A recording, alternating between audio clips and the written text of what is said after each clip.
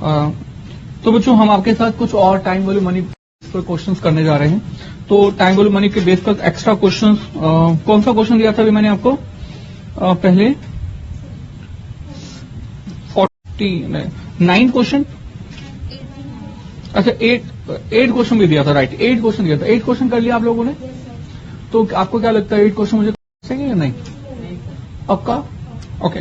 सो मैं आपको 9 क्वेश्चन से शुरुआत कर रहा हूं। 9 क्वेश्चन से आपको इस टाइम वॉल्यूम में आगे की तरफ प्रोसीड कर रहा हूं। तो 9 तो देखते हैं बच्चे। तो जो 9 क्वेश्चन देख रहे हैं हम लोग, तो लिखा है 9 क्वेश्चन के अंदर that a person open an account on April 2005, right, with a deposit of ₹800, right. तो एक बंदे ने, पर्सन ने एक डिपॉजिट अकाउंट ओपन किया जो कि 800 रुपए से शुरुआत करता था। And person open an account with ₹800। तो 800 रुपए से शुरुआत की गई और 800 रुपए में अकाउंट ओपन किया गया। ये कौन सा मंथ है बच्चों? This is April month, right, April month. तो बच्चों आप इस पर्सन को क्या कहोगे? ये क्या है? प्रोवाइडर ऑफ द फंड है ना। और इसने कितने पैसे इन्वेस्ट कर दिए? ₹800। तो डेफिनेटली अगर इसने इन्वेस्ट कर दिए तो उसको आगे जाकर इसके बदले में कुछ एक्स्ट्रा यूसेज चार्जेस भी रिसीव होंगे, राइट। तो बच्चों लिखता है, क्वेश्चन लिखता है that a person open an account of with ₹800, the account paid 6% interest compounded quarterly. तो यहाँ पर जो रेट ऑफ इंटरेस्ट हमें क्वेश्चन कहता है, रेट ऑफ इंटरेस्ट, वो कहता है कंपाउंडेड क्वार्टरली है कितना परसेंट? 6% compounded quarterly. दिया बच्चों में। सो आगे कहता है that on October 1st, 2005 he closed the account। उसने अपने अकाउंट को बंद कर दिया। कौन सी डेट बता रहा है? ये बता रहा है 1 अक्टूबर, राइट। उसने अपने अकाउंट को क्लोज कर दिया। बच्चों बताता, अप्रैल को स्टार्ट किया, अक्टूबर को क्लोज कर दिया, तो उसके अकाउंट से उसको जो वापसी में पैसा मिलेगा वो 800 रुपए होगा या 800 से ज्यादा होगा? उसको यूसेज चार्जेस भी इसके साथ मिलेंगे। बिल्कुल ठीक है। He close this account, added enough additional money to invest in a 6-month time deposit for ₹1,000, earning 6% compounded monthly। कहते हैं कि जितना भी पैसा उसे मिला, ये तो पुरानी बात है। पुरानी बात ये है कि पुराने में 6% पर एनम क्वार्टरली कंपाउंडेड, ये पुरानी बात है, कंपाउंडेड क्वार्टरली मिल रहा था। कहता है कि जितना भी पैसा उसे यहां पर मिला, इस पैसे में उसने एनफ अमाउंट ऐड कर दिया, राइट। एनफ अमाउंट इतना ऐड कर दिया जिससे कि ये और ये मिलकर इतना पैसा बन गया जिससे कि 6 महीने के टर्म डिपॉजिट पर उसे कुछ समय के बाद 1,000 रुपए मिल जाए, राइट। बच्चों जितना भी पैसा यहां पर आ रहा है उसमें इतना पैसा अमाउंट कर दिया जिससे कि ये जो पैसा है वो टाइम वैल्यू मनी ऐड होने के बाद 6 महीने के बाद कितना बन जाए? 1,000, गॉट इट। और 6 मंथ्स के टर्म डिपॉजिट के ऊपर, टर्म डिपॉजिट होता है कि एक पर्टिकुलर टाइम पीरियड के बाद हमें एक एश्योर्ड अमाउंट वापस रिटर्न मिल जाता है, तो वो 1,000 मिल रहा है, राइट। तो हमें क्वेश्चन ने कहा कि इस टर्म डिपॉजिट के ऊपर हमें मिल कितना रहा है? 6%। तो यहां पर भी 6% पर एनम है। 6% पर एनम कैसे है? Compounded, yes please. हाँ, कंपाउंडेड ये मंथली है। तो वो घुमा घुमा के क्वेश्चन पूछ रहा है टाइम वैल्यू मनी पर घुमा घुमा के क्वेश्चन पूछ रहा है। चलिए और आगे चलते हैं। लिखा है that how much additional amount did the person invest on October 1st, how much. तो बताइए बच्चों कि कितना पैसा हमारे अक्टूबर 1st को इस बंदे को पैसा इन्वेस्ट करना होगा, नंबर 1। उसका कहता है what was the maturity value of his time deposit on April 1st, 2006। So April 1st, 2006 यानी कि कौन से डेट को इसमें मेच्योरिटी वैल्यू कितनी होगी? ऑब्वियसली मेच्योरिटी वैल्यू तो 1,000 ही होगी, है ना। और आगे कहता है that how much total interest was. बताइए टोटल इंटरेस्ट कितना मिला? तो टोटल इंटरेस्ट कितना मिला मतलब कि यहां वाला इंटरेस्ट और यहां वाला इंटरेस्ट, तो ये इंटरेस्ट को मिला के जो टोटल आएगा that is the total amount of interest. तो कहां से शुरुआत करें? Yes please. सबसे पहले ये हम फाइंड कर लेते हैं कि भैया जो स्टार्टिंग में पैसे डिपॉजिट किए थे उस वाले अमाउंट पर 1 अक्टूबर को कितना पैसा मिलना तय है, ड्यू है। राइट, पहले यहां से शुरुआत करते हैं। तो हमने कहा दैट ऑन 1 अक्टूबर 2006 है ना, राइट, अमाउंट 5 है, अमाउंट ड्यू कितना है, सपोज टू बी ए, ठीक है। तो मुझे बताना ये अमाउंट ए और 800 इनमें रिलेशनशिप है, यस प्लीज। इस अमाउंट में से अगर मैं 6% इंटरेस्ट हटा दूंगा, माइनस कर दूंगा टाइम वैल्यू मनी, तो क्या आ जाएगा 800। या मैं ऐसे कहूं कि 800 में टाइम वैल्यू मनी जब मैं ऐड कर दूंगा तो मेरे पास क्या आ जाएगा, अमाउंट। एक ही बात है। तो बच्चों हमने कहा अमाउंट डिवाइड बाय ये क्या 1 + 0.06 and divided bye, yes please, quarterly है ना, पावर 4। और कितने क्वार्टर्स है यहाँ पर, मुझे देखना ये टोटल जो टाइम पीरियड है ये 6 मंथ्स का है, राइट। और इस 6 मंथ्स के टोटल टाइम पीरियड में कितने क्वार्टर्स होंगे, ये हमारे पास 2 क्वार्टर्स हैं, राइट। तो पावर कितना लिखा जाएगा, सो यू कैन से बच्चों 800 equal to amount upon 1 + 0.06 divide 4 and power 2, or you can say amount is equal to 800 into 1 + 0.06 upon 4 power 2। तो बच्चों अमाउंट फाइंड कर सकते हैं, इसकी वैल्यू बता दीजिए कितना आया, 1 point something बताइए।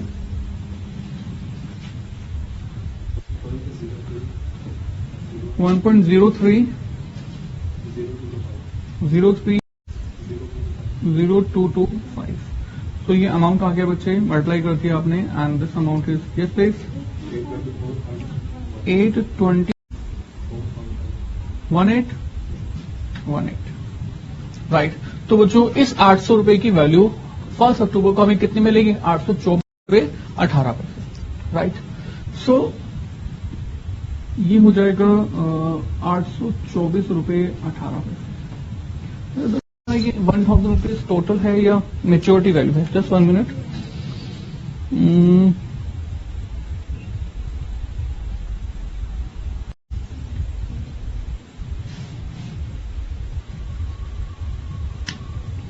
अच्छा बच्चों ये 1000 जो है ये अमाउंट इन्वेस्टेड वैल्यू है, not the maturity value. It says कि इतना पैसा जमा किया जिससे कि 1000 रुपीज की टोटल अमाउंट ऑफ इन्वेस्टमेंट हो जाए। मैं एक बार लैंग्वेज रीड कर देता हूं, तो देखिएगा। तो अच्छा ये समझ में आ गया, 800 पे इन्वेस्ट किए, 6% कंपाउंडिंग क्वार्टरली के अकॉर्डिंग 824.18 पैसे बन गए, राइट। अब ये एनफ पैसा जमा करना है, आगे क्वेश्चन रीड करते हैं, मैं आपके साथ रीड करता हूं। लिखा हो आपके पास that he close the account 1 अक्टूबर को उसने अपना अकाउंट किया और 824.18 पैसे निकाल लिए, right. And added enough additional money to invest in a 6 month time deposit ₹4,1000, earning 6% compounded monthly. कहता है कि इतना पैसा हमने जमा किया जिससे कि 1000 रुपए का जो टर्म डिपॉजिट है ये 6% के हिसाब से आगे इन्वेस्ट हो जाए, राइट। सो इतना पैसा जमा किया जिससे कि 824.18 पैसे जमा हो प्लस होके क्या बन जाए 1000।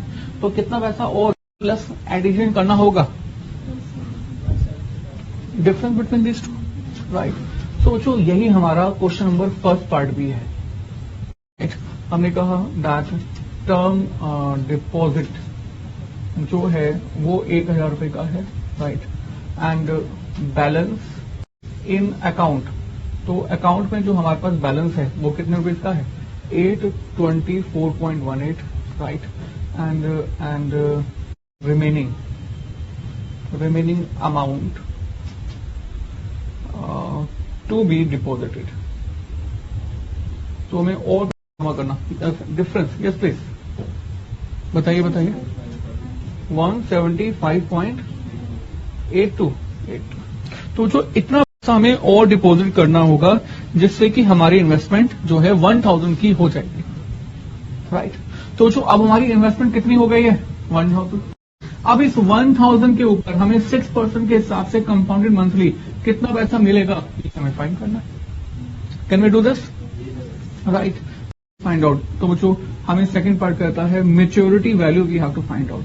मेच्योरिटी वैल्यू, तो मेच्योरिटी वैल्यू कितनी होगी? It would be 1000 into 1 plus r, yes please, time बोलो मनी 0.06 ना, एंड डिवाइडेड बाय, क्या डिवाइडेड बाय, ये मंथ कंपाउंडिंग है तो ये 6% एक साल का है और 1 मंथ का डिवाइड बाय 12 हो जाएगा। और पावर क्या लिखना है? Numbers of months, right. तो इन मंथ्स में कितने नंबर्स ऑफ मंथ्स हैं? 6 ही हैं, power 6। So it becomes 1000 multiply by, we have this number as, calculate कर सकते हैं 0.0005 I think, power 6, right. Calculate कीजिएगा please 1000 into this number 1.0303 and this becomes 1030.3। तो बच्चों maturity value of deposit of ₹1000 becomes this much.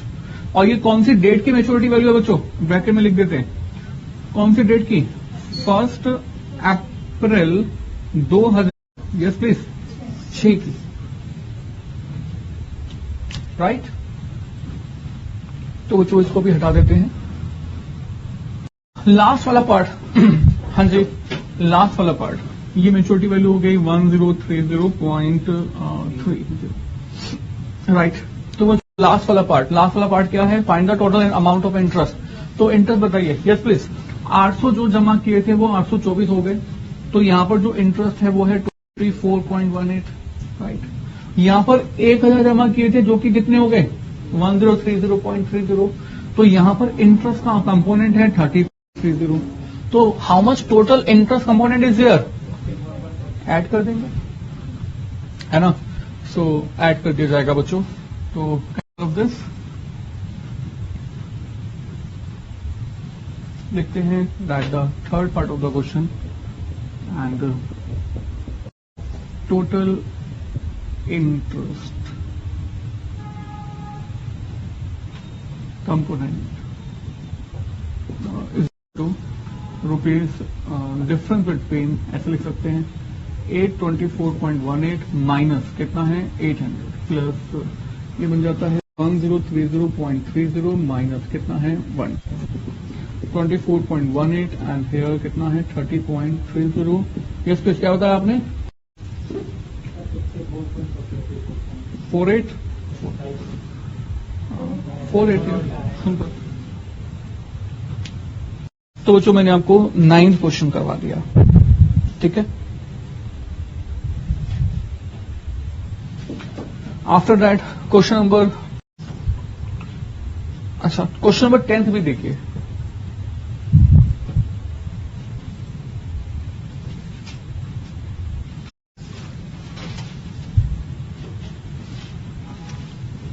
Can I rub this?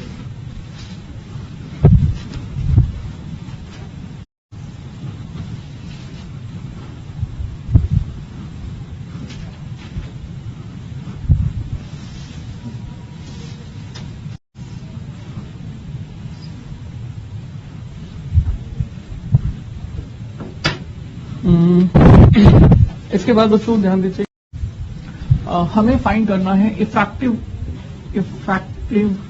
Rate of interest. ये effective rate of interest क्या होता है मैं आपको बताने की कोशिश कर रहा हूं। देखो बच्चों, अगर मैं आपको कहता हूं कि तीसरे पॉइंट ऑफ टाइम पर आपने 10,000 रुपए का अमाउंट इन्वेस्ट किया, राइट, तो बताओ 1 साल के बाद आपको कितने मिलेंगे अगर compounded rate is 10% and compounding जो फैक्टर है कंपाउंडेड ये हाफ ईयरली, राइट। तो इसका मतलब ये हुआ बच्चों 10,000 रुपए जो इन्वेस्ट करेंगे पहले कितने मंथ्स के लिए किए जाएंगे? 6 मंथ्स के लिए, राइट। और उसके बाद जो ये अमाउंट आएगा वो दोबारा से री इन्वेस्ट किया जाएगा, फिर से कितने मंथ्स के लिए? 6 मंथ्स के लिए, ऐसे ना। तो इस 10,000 रुपए का पहले 10% इंटरेस्ट 6 मंथ्स के लिए कैलकुलेट कर लेते हैं, राइट। तो हमने कहा लाइक दिस, हमने कहा फर्स्ट हाफ पहला हो जाएगा फर्स्ट हाफ ईयर। तो फर्स्ट हाफ ईयर के लिए हम लोग इंटरेस्ट की कैलकुलेशन करते हैं like this 10,000 multiply by rate 10/100 और कितने मंथ के लिए 6 मंथ के लिए एंड हाउ मच 500 आएगा पक्का। ठीक है 500 आ गया।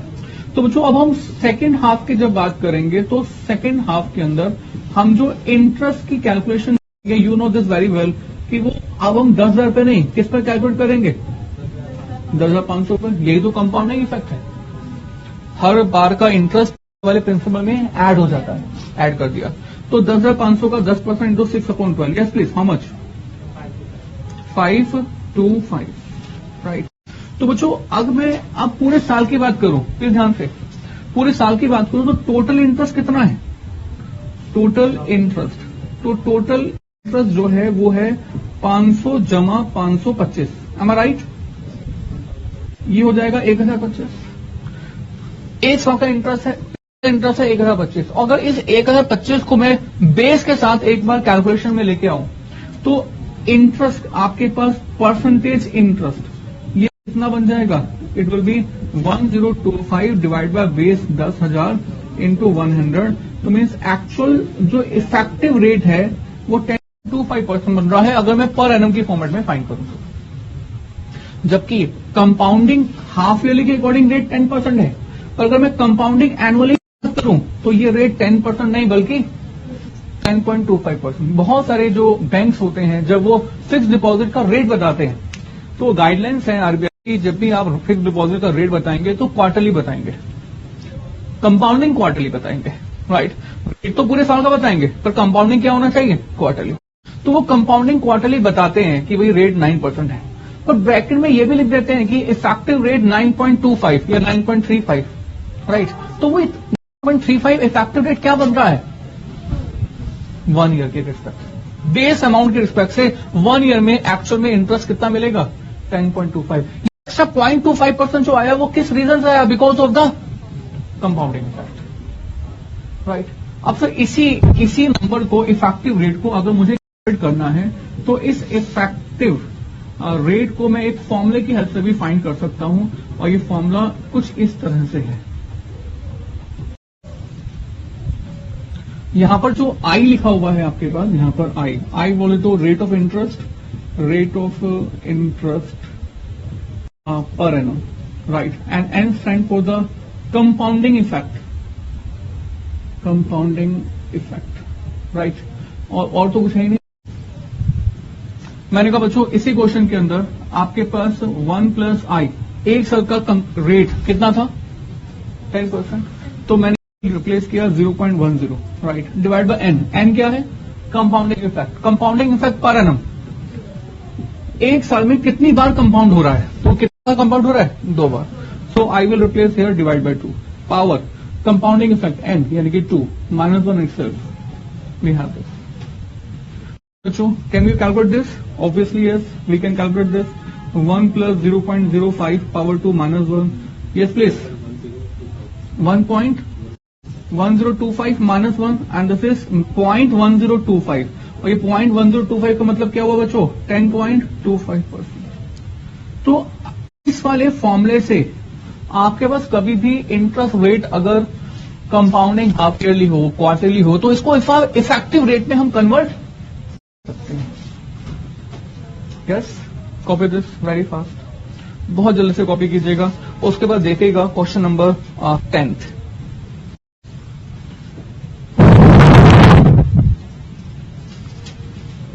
क्वेश्चन नंबर 10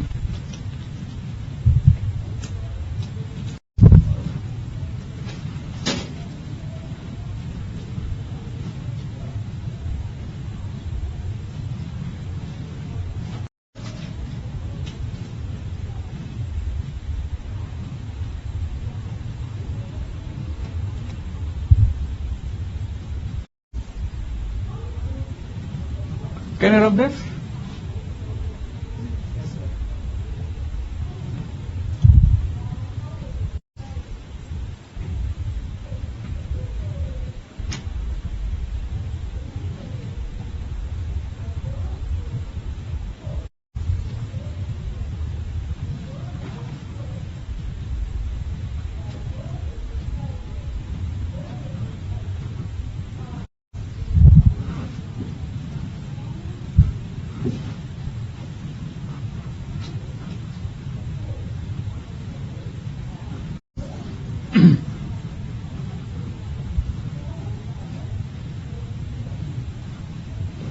बच्चों क्वेश्चन में 10th में बड़ा सिंपल सा क्वेश्चन है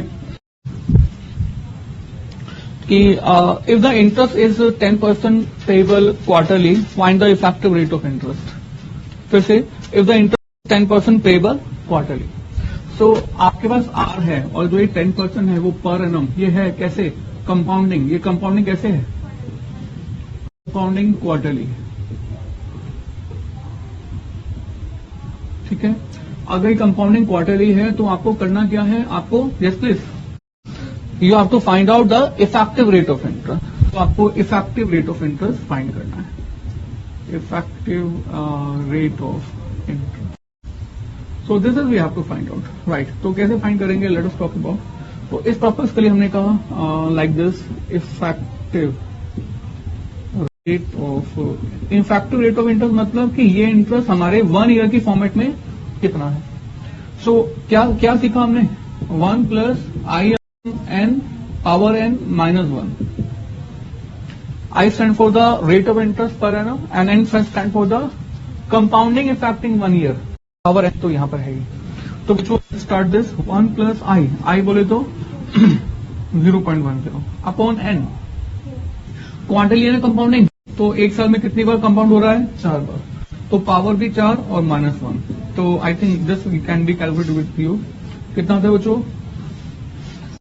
0.025, पावर 4 है -1 एंड कैलकुलेशन कीजिएगा। आई थिंक 1.1038 -1, तो जाएगा 10.38% effective rate of interest.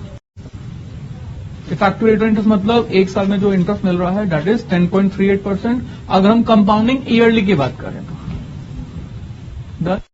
Okay.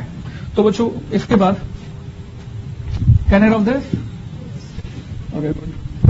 तो जो एक रिक्वेस्ट आई ऑनलाइन क्लासेस के स्टूडेंट से कि सर आपने टाइम वैल्यू मनी में सिंकिंग फंड नहीं करवाया था पहले, तो आप सिंकिंग फंड जो है करवा दीजिए, राइट।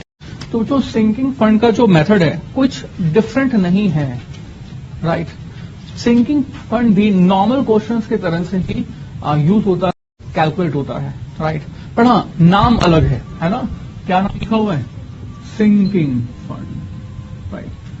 और सिंकिंग क्या होता है ये? एनीबॉडी आपको कुछ मालूम है? Right. Generally this kind of fund is created for the redemption of a debenture. मैं बच्चों की एक पर्टिकुलर पॉइंट ऑफ टाइम के बाद हमें मालूम है कि एक बहुत बड़ी लायबिलिटी हम पर आने वाली है। हम पर है एक बहुत बड़ी लायबिलिटी आने वाली है। एक मतलब फाइनेंस का एक अमाउंट हमें बियर करना पड़ेगा कुछ समय के बाद, राइट। तो इसके लिए हम लोग पहले से ही तैयारी करना शुरू कर देते हैं, राइट। मीन्स हर बार जो है वो बैंक में पैसा जमा करते रहते हैं या किसी स्कीम में पैसा इन्वेस्ट करते रहते हैं, ताकि वो जो पैसा हमने इन्वेस्ट किया और उस अमाउंट ऑफ इन्वेस्टमेंट से रिलेटेड जो हमारी यूसेज चार्जेस हैं वो मिलकर उस लायबिलिटी की पेमेंट हम कर सकें, राइट। मैंने कहा बच्चों बड़ा सिंपल था इसको समझने के लिए। मैंने कहा मान लो कि आपको मालूम है कि 5 साल के अंदर आप जो है वो प्रोफेशनल को तैयार हो जाओगे। 3 साल प्रोफेशनल, 3 या 4 साल जो है प्रोफेशनल कोर्स को करने में लगेंगे और 1 साल बाद एक साल जॉब करेंगे, एक्सपीरियंस लेंगे प्रैक्टिकल। 5 साल के बाद आप रेडी हो जाओगे बिजनेस करने के लिए, और बिजनेस करने के लिए आपको बहुत सारा पैसा चाहिए, राइट। अब आपको मालूम है कि आप जब बिजनेस करोगे आपको 10 लाख रुपए तो चाहिए। सो this is the amount of fund that you need after a period of 5 years। आपने पापा को अपनी बातें बताई और पापा ने कहा ठीक है मैं आज से ही जोड़ना शुरू कर देता हूं, राइट। तो आपके कितना पैसा हर साल के एंड में डिपॉजिट करें, जिससे कि 5 साल के बाद ये अमाउंट कितना हो जाए? 10 lakh. So this kind of scheme is called sinking scheme. This is also covered under the time value money. Why time money यहां पर क्यों कवर्ड है? क्योंकि पापा जो आपके लिए पैसा इकट्ठा कर रहे हैं उस पैसे के अलावा उन्हें जो 5 साल के बाद वापस मिलेंगे यूसेज चार्जेस भी वापस मिलेंगे, राइट ना। तो बच्चों अगर मैं इसको सिंकिंग आपके दिमाग से हटा दूं और आपको कहूं कि बच्चों बताओ जनरली अगर एक person x x x x x rupees invest करता है तो उसे 5 साल के बाद कितना पैसा मिलेगा? क्या कहते हो? आप कहोगे सर इस एक्स रुपीज के ऊपर उसे इंटरेस्ट मिलेगा, इस एक्स रुपीज के ऊपर भी उसको एक्स एंड इंटरेस्ट मिलेगा, इस एक्स के ऊपर भी उसे इंटरेस्ट एंड एक्स रुपीज मिलेगा, इस पर भी एक्स एंड राइट। तो क्या यूज हो रहा है? Annuity method, present value factor या future value factor? Sorry, future value factor use हो रहा है। तो future value at the right, बिल्कुल सब कुछ सही, कंडीशन फुलफिल हो रही है ना। जितना पैसा प्रोवाइडर ऑफ द फंड ने इन्वेस्ट किया उसको उसके ऊपर टाइम वैल्यू मनी मिलेगा, रिसीव होगा। तो टाइम वैल्यू मनी इस एक्स में प्लस करना है, माना प्लस करना है, पहली बात। दूसरी बात, ये हर साल के एंड में है। तीसरी बात, अमाउंट हर साल का ये सीरीज अमाउंट है, ये सिंगल अमाउंट नहीं है। तो हम लोग क्या करेंगे? टाइम वैल्यू मनी प्लस करेंगे। तो इसके लिए हम क्या लिखते हैं इसको सीधा? Yes please, x into right future annuity value factor. इसमें रेट हमें पता होना चाहिए, टाइम हमें पता है फिलहाल 5%, राइट। एंड इक्वल टू किसके बराबर? 10 लाख। क्या रिलेशनशिप आप समझ पा रहे हैं? अगर आप ये रिलेशनशिप समझ पा रहे हैं तो इसमें हमें एक्स फाइंड करना होगा, आर मालूम होगा, पीएस मालूम होगा, 10 लाख फाइंड करना होगा। 10 लाख मालूम है। मीन्स ये कितने नंबर हो गए? 1 2 3 4। इन 4 में से कभी भी कोई 3 इंफॉर्मेशन गिवन होगी, एक गायब, जो गायब होगी वो आपको फाइंड करनी होगी। जो समझ जाते हैं उनको लॉजिकल लगता है और जो नहीं समझ पाते हैं उनको जादू लगता है, राइट। सो मेरे अकॉर्डिंग लॉजिकल है, right. So future value annuity factor use करेंगे and we will have the value of 10 lakh. कर सकते हैं? चलिए क्वेश्चन रीड करते हैं। Question number 18th, question number 18th and question says how much amount is required to be invested every year so as to accumulate मतलब इकट्ठा हो जाना, accumulate ₹3 lakh at the end of the 10 years if the interest is compounded annually at the rate of 10%। तो बच्चों question कहता है कि भैया बताइए कितना पैसा हर साल के एंड में डिपॉजिट किया जाना चाहिए, फर्स्ट ईयर के एंड में, सेकंड ईयर के एंड में, थर्ड एंड में, फोर्थ ईयर के एंड में, फिफ्थ ईयर के एंड में, 6th 7th 8th 9th 10th year. हर जब तक कुछ ना कहे तब तक बाय डिफॉल्ट मानेंगे कि आप जो पैसा डिपॉजिट कर रहे हैं वो हर साल के एंड में ही है। ये बाय डिफॉल्ट है, अपने आप से हमेशा मानेंगे कि जो पैसा आप डिपॉजिट कर रहे हैं वो ईयर के एंड में है। तो बच्चों आपने कितना पैसा डिपॉजिट करना है ये बताना है, जिससे कि आपके द्वारा इन्वेस्ट की गई पैसा, इन्वेस्टमेंट की गई वैल्यू और टाइम वैल्यू मनी कितना रेट 10%, ये दोनों चीजें मिलकर कितने पैसे बन जाए, कितनी वैल्यू बन जाए? हाँ जी बच्चों, कितनी वैल्यू बन जाए? 3 लाख, राइट। सो अब आप मुझे बताओ कैसे सॉल्व करूंगा मैं इसे? हम कहेंगे ये जो जितना भी एक्स एक्स एक्स पैसा इन्वेस्ट किया गया मल्टीप्लाई बाय क्या मिलेगा हमें? राइट। इन सब के अलावा हमें क्या मिलेगा? Time value money. तो सब में मैंने टाइम वैल्यू मनी ऐड कर दिया। ऐसा क्यों कर रहा हूं मैं? क्योंकि मुझे T10 की वैल्यू मालूम है कि मुझे जो मिल रहा, मुझे जो चाहिए, दैट आई नीड 3 लाख। एक ऐसी स्कीम जहां पर एक्स एक्स एक्स एक्स पैसा इन्वेस्ट करें, 10 साल के बाद 3 लाख मिल जाए। तो जो हम पैसा इन्वेस्ट करेंगे उसमें हमें हमारा इन्वेस्ट किया गया पैसा तो हमें वापस मिलेगा। उसके अलावा हमें क्या मिलेंगे? Usage charges. इसके अलावा क्या मिलेंगे बच्चों? Usage charges. तो यूसेज चार्जेस ऐड करना है या माइनस करना है? ऐड करना है। तो हम लोग मल्टीप्लाई कर देते हैं फ्यूचर वैल्यू एन्युटी फैक्टर से, और रेट कितना है? 10%, और टाइम कितना है? 10 year, equal to what? ₹3 lakh. So we have to find out the value of x, and the value of x equal to 3 lakh upon future value, future value annuity factor, and this is 10%, 10 years, and this is ₹3 lakh upon this number. Yes, please.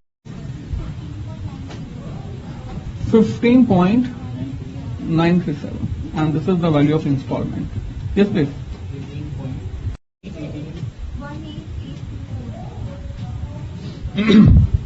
तो अगर इतना पैसा हर साल के and में deposit कर दिया जाए तो देखो 18,824 रुपए 10 साल में इन्वेस्ट कर रहे हैं, तो तो 18,824 मल्टीप्लाई बाय 10, टोटल इन्वेस्टमेंट की 1,88,240 रुपए। और इसके अलावा हमें और मिलेगा usage charges. Usage charges together with 1,88,240 will becomes 3 lakh. I think समझ में आ रहा है? पक्का? ओके। सो दिस ये क्या प्रैक्टिकली यूज होते होंगे? जनरली डिबेंचर्स के रिडम्पशन के लिए हमारी कंपनीज यही करती हैं। आज हमारी कंपनी ने डिबेंचर इशू किया 10 लाख रुपए के। अब हमारी को डिबेंचर्स की रिडम्पशन भी करनी है 10 साल के बाद। अब 10 साल के बाद 10 लाख रुपए अचानक से तो आने जाएंगे। तो हमारी डिफरेंट कंपनी जो है वो उस रिडम्पशन के लिए प्रोविजन स्टार्ट से करना शुरू कर देती हैं। आज पैसे 10 लाख लिए, उसके बाद 10 लाख लिए, उसके बाद हर साल के एंड में एक लमसम अमाउंट सेट असाइड करती हैं, जिससे कि 10 साल के बाद इतने पैसे मिल जाए जिससे कि वो डिबेंचर्स की रिडम्पशन बिना किसी अचानक से कैश के फ्लो को रोक सकती हैं। बट आई मीन जब थोड़ा थोड़ा पैसा इकट्ठा होकर साइड होता जाएगा तो 10 साल के बाद इतना पैसा मिल जाएगा जिससे कि रिडम्पशन की जा सके। घर में जितने भी पेरेंट्स होते हैं ज्यादातर वो लोग यही करते हैं, हर एक फ्यूचर प्रोविजन के लिए पैसे इकट्ठा करना शुरू कर देते हैं।